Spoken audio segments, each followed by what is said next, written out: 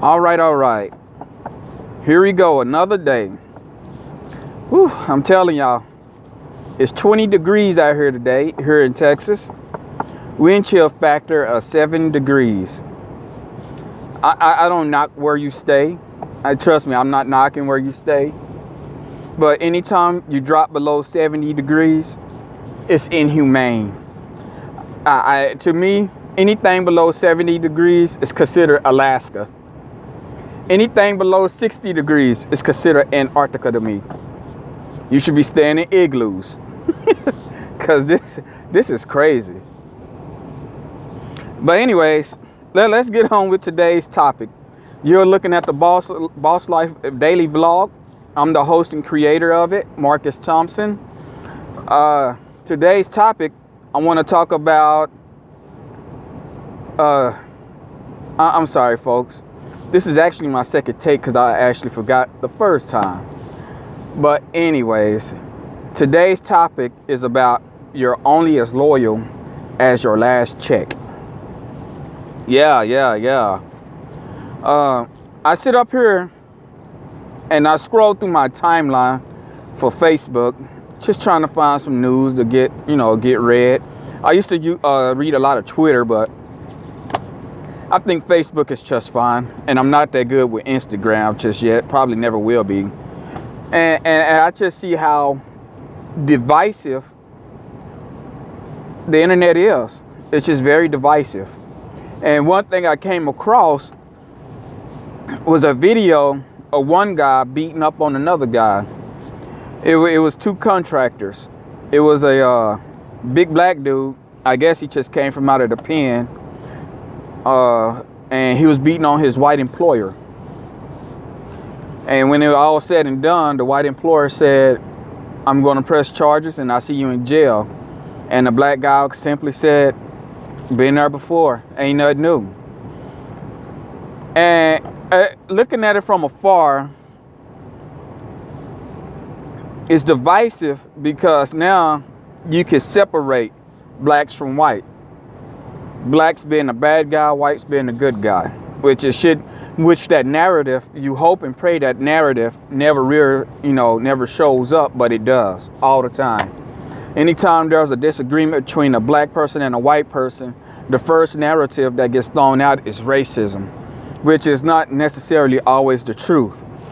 And it's a damn shame because the root of the whole argument, the root of the whole disagreement gets lost in false narrative.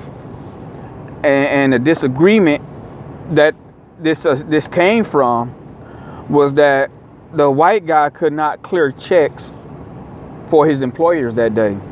It was a Friday afternoon, and here's your employees trying to get paid. They don't work for you all week, or better, and sometimes for the past 2 weeks for nothing.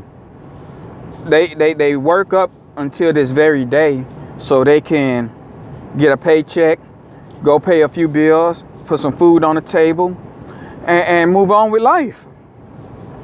And that's not always the case, which is a damn shame. Because I'm pretty sure y'all have heard horror stories of companies going bankrupt, and since you're considered a not an asset, but as a collector, as a debtor in that aspect, they can move your for the most part, they can move your money, your check, into the bankruptcy if they play their cards right, which is very scary. Meaning that you probably don't work this last week or two for nothing. And I'm a poster child for I don't work for free. I don't do nothing for free. If you call me up today and say, "Hey, I need this fixed, I need that fixed," and you want it done for free, I hang up the phone.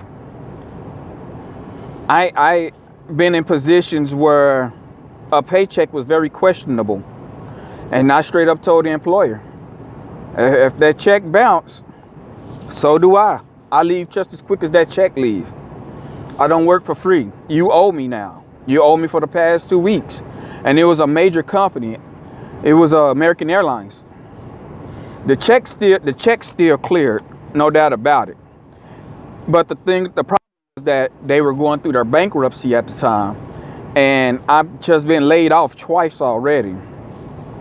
And they try to send me to another station to work.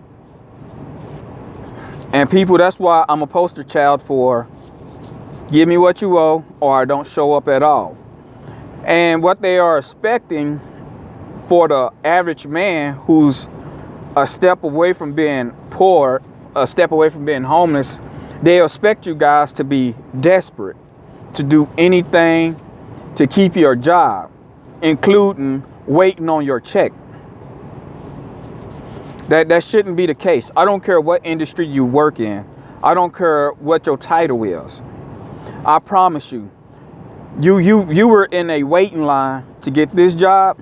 It shouldn't hurt you to be in a waiting line to get the next job. I always got my ears open for new opportunities, and you should too. Especially if you're an hourly employee who's working for an employer who's always willing to take chances on budget cuts. Because eventually they're going to come to you and ask you for a check, cut on your hours or something like that. Anything is possible. I work for a company right now. This is my second go round with them. And I came back for more money. And as with any employer who thinks they paying too much for my skill, they give me the side eye, like, well, we don't know if we should pay you this much, but we're going to go ahead and pay you this much because we need you. Fine. If you need me, pay me. If you don't need me, send me on my way. Let's not waste each other's time. Do not hire me at a rate that you're not comfortable with and play games with me. Because I tell anybody, I'm a mechanic. I can leave this place right now and I will fall into some more work. Truth be told, over the past 5 years, my skills have gotten even sharper compared to the first 7 years I was a mechanic. I have learned more than enough these past 5 years than I ever had when I first started becoming a mechanic. So I'm going to be as loyal to you as that check is. You get what I'm saying? So if you shorten my check, I'm gonna shorten my hours. You lose my check or that check bounce, I lose my job. I forget that I work here. All of a sudden, I'm waking up in the hospital with amnesia. Huh? What? Oh, I work for you? I wouldn't have never known because I didn't see the check in the mail. I didn't see the direct deposit in my bank account. I'm sorry, I forgot. Oh, foolish me. I forgot that I work for you. Just like you forgot to pay me my money. Give me my money. Give me what's mine. And so I tell you people that the boss life is seeing this. This could happen. I don't care how stable the company has been for so many years. I don't care. Protect yourself. That's part of boss life. Go find other avenues of getting money, that way you won't be put in desperate situations where you still coming into a job that doesn't even want to pay you, who doesn't even think that you're valued at X amount of dollars, to a point where they're willing to take money from you just to make budget, just to meet budget demands, which is strange and crazy. These people got stockholders. They got investors. They got to pay them guys because that's where the real money is coming from. Them guys right there. They helped get this place started and they going to do anything possible to keep them guys happy. Damn you. You're just another poor person that they can replace with another number. You might be employee 100787. They're going to replace you with 100788, 789, 790. So on and so forth. Life goes on. The beat goes on. With or without you, you're the one monkey that does not stop this show. And that's why I say to you people today, only be as loyal as your check.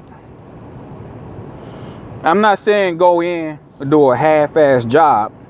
Go in, do the job right, do the job you agreed to do, and give it your best. But at the same time, if you're not looking to move up in the company, if you ain't trying to get extra from the company, then don't you give extra to the company. Some people say that's not the American way. Some people say that's lazy. Some people say that ain't right. What ain't right is giving more than what you have to, because your employer is not going to give you more than what they have to. And as soon as they're done with you, they throw you away, and you're scratching your head, you're angry, you're frustrated, saying, I gave them everything and then some. Why did you do that? That's a fool's move. There's nothing in this book that says that you have to do more than what you have to. So that's it for today. Thank you again for joining me for another 11 minutes of just talk. Next week I'll be joining another training session, a different one. Y'all heard me talk about Billie Jean is marketing. Like I said, I've done dealt with the guy before, and I was happy with what I've gotten in the first place. You know, I was happy with the value that I got from him in the first place. So now I'm gonna go down the rabbit hole even further with him and see what I could come up. But I'm still studying, I'm still on my thing. Hopefully by next month, I can have my first contract. I can have my first, you know, doctor or somebody. I could go do work for, make a little extra scratch. So let me see. Today is the 15th or the 16th. Hopefully by February 15th or 16th, I can have my first customer. That's what I'm shooting for. Sounds aggressive as hell, but hey, that's the boss life. Y'all have a good one.